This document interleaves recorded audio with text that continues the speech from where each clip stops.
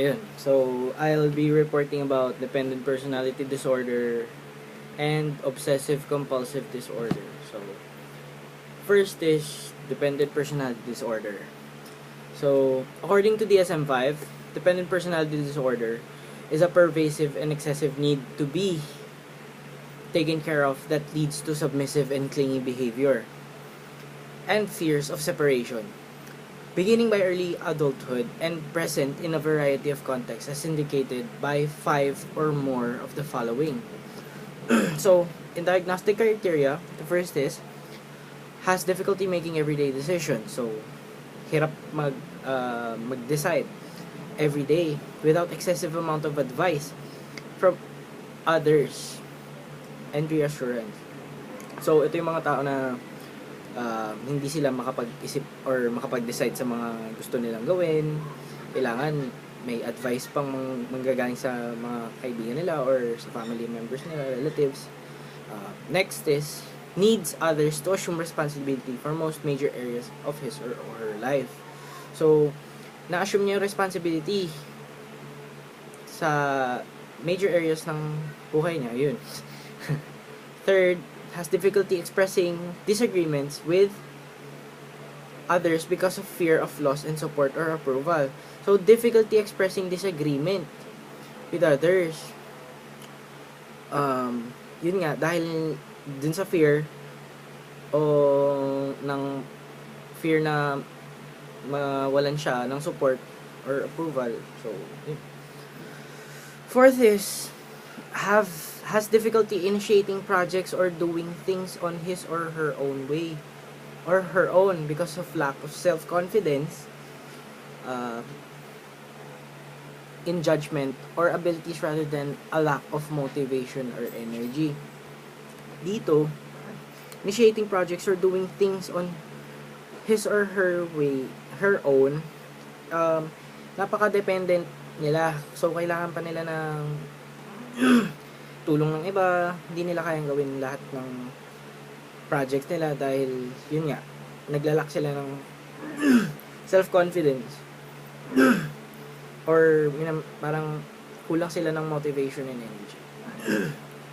Fifth is, goes to excessive lengths of obtain nurturance and support from others to point of volunteering to do things that are unpleasant.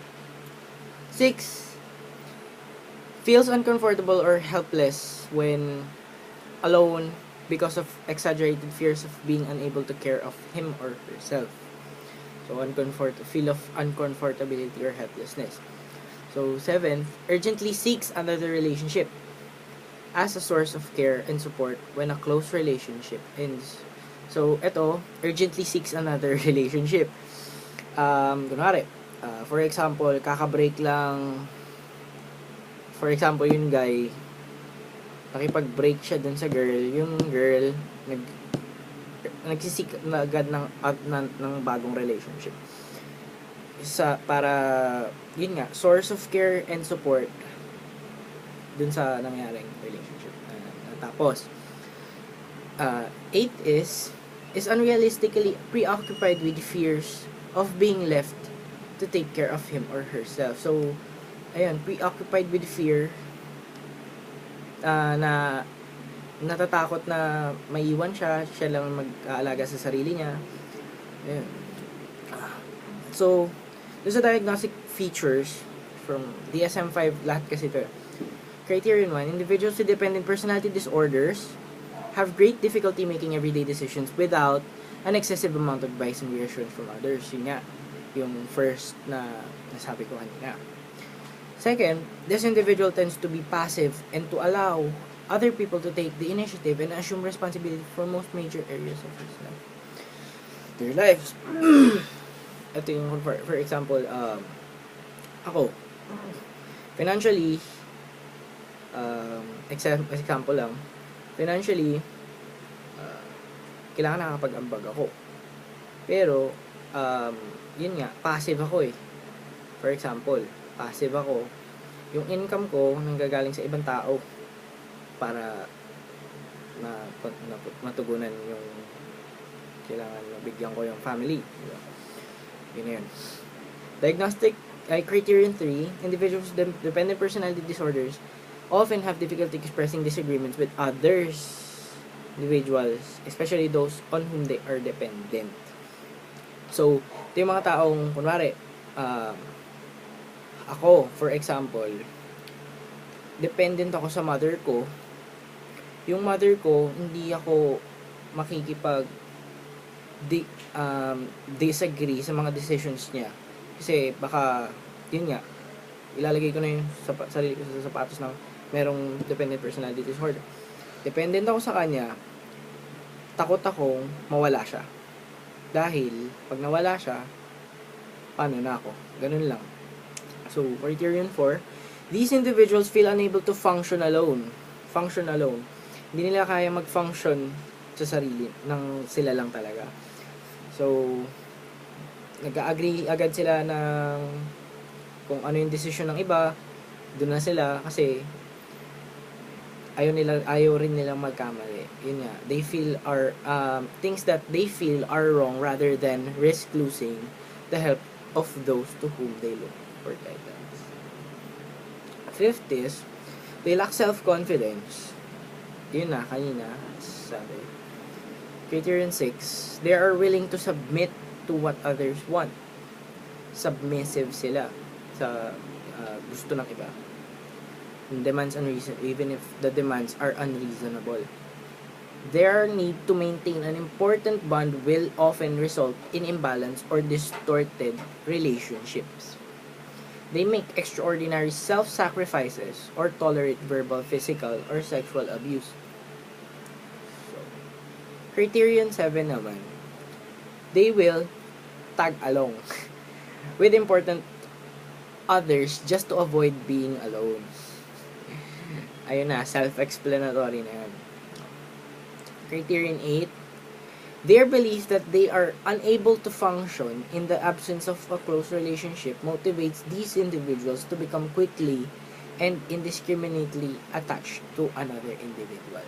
Individuals with this disorder are often preoccupied with fears, yun nga, of being left to take care of themselves. So, ayun. They see themselves as so totally dependent on the advice and help of an important other person that they worry about being abandoned by that person when there are no grounds to justify such fears. There are no grounds to justify such fears to be considered as evidence of this criterion. The fears must be excessive and unrealistic. So, associated features supporting diagnosis. Individuals with dependent personality disorders are often characterized by pessimism and self-doubt. So, nagda-doubt nga sila sa sarili nila na hindi nila kayang maging mag-isa at dependent sila sa mga taos paligid. Tend to belittle their abilities and assets. So, minamaliit nila yung sarili nila and may constantly refer themselves as stupid. They take criticism and disapproval as proof of their worthlessness and lose faith in themselves. They may seek overprotection and dominance from others they may avoid positions of responsibility and become anxious when faced with decisions. Social relations tend to be limited to those few people on whom the individual is dependent. Dependent personality disorder often co-occurs with other personality disorders, especially borderline, avoidant, and histrionic personality disorders. Chronic physical illness or separation anxiety disorder in childhood or adolescence may predispose the individual to the development of this disorder. So, from prevalence na, data from 2001 to 2002, National Epidemiologic Survey on Alcohol and Related Conditions yielded an estimated prevalence of dependent personality disorders of 0.49%, and dependent personality was estimated based on a probability subsample from Part 2 of the National Comorbidity Survey replication to be 0.6. So, development course, this diagnosis should be used with great caution. If at all, in children and adolescents, for whom dependent behavior may be developmentally appropriate. Sa gender-related diagnostic issues in clinical setting, dependent personality disorder has been diagnosed more frequently in females. So, ayun nga, in a clinical setting. Although, some studies report similar prevalence rates among males and females. So, sabi dito, frequently in females. Pero most study both. Culture-related diagnostics, the degree to which dependent behaviors are considered to be appropriate varies substantially across different age and sociocultural groups. Age and cultural factors need to be considered in evaluating the diagnostic threshold of each criterion. Ito, dependent behavior should be considered characteristics of the disorder only when it is clearly in excess of the individual's culture norms or reflects unrealistic concerns. So, an emphasis on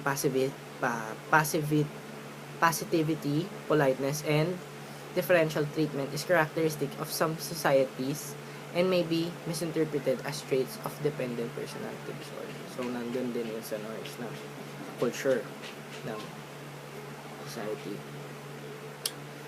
So, next naman is Obessive Compulsive Disorder, OCD.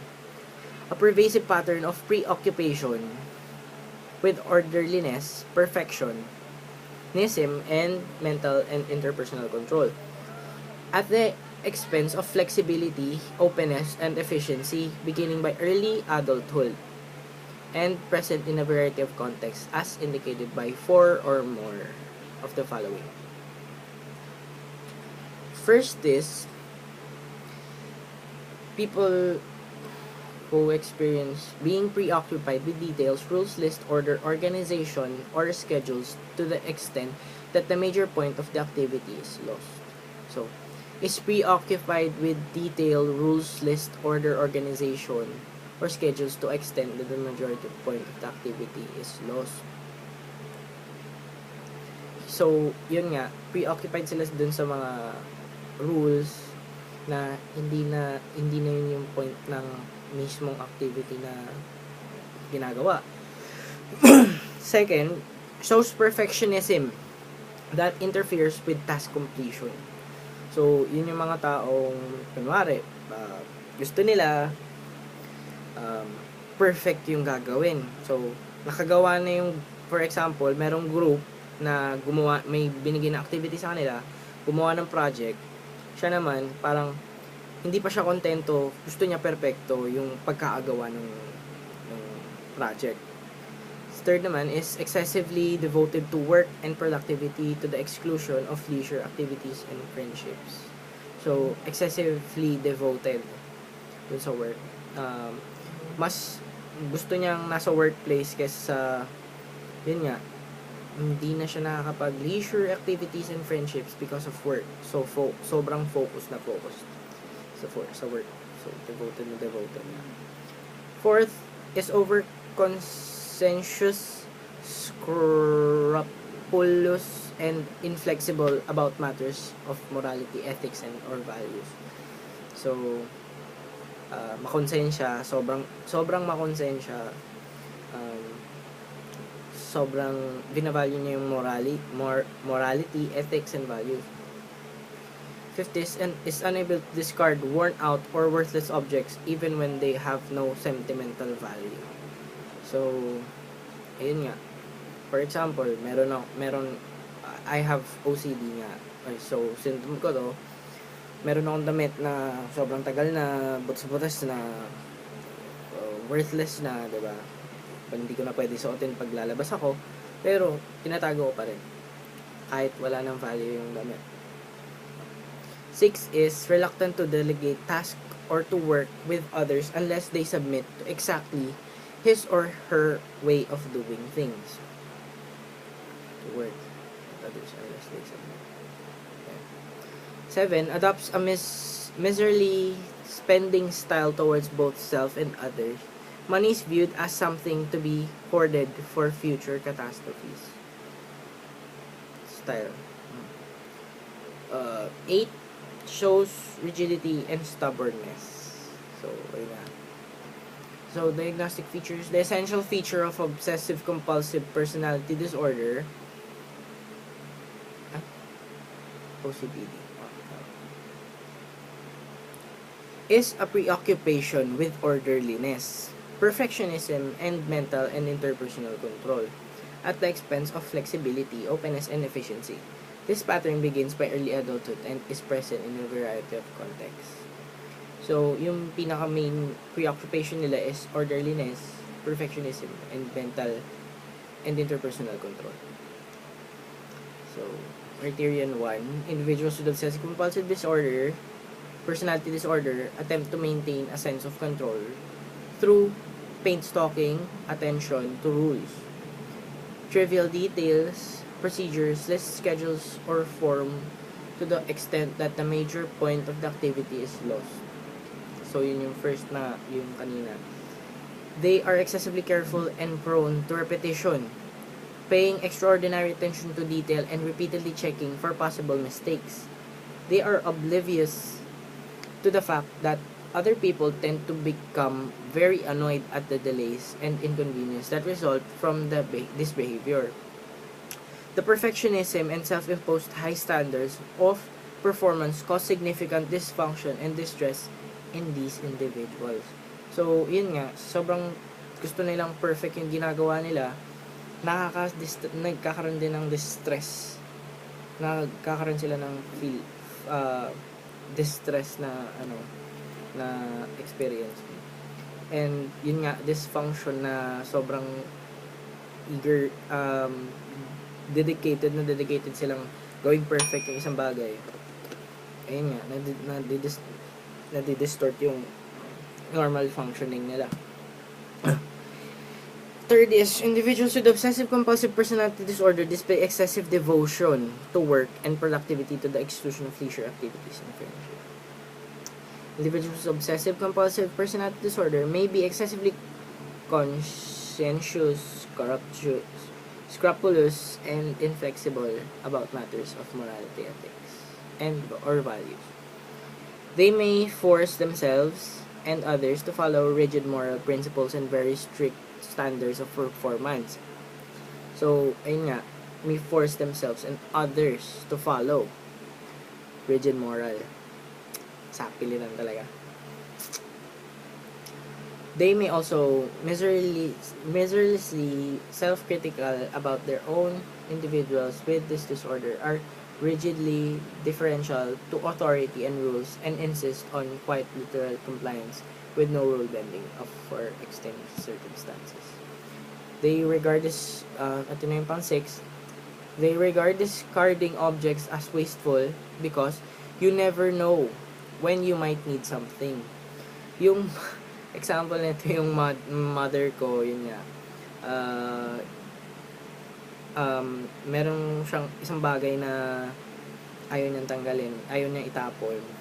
Tapos, ang sinasabi niya sa akin, yun nga, hindi mo alam kung kailan mo makakailangan to.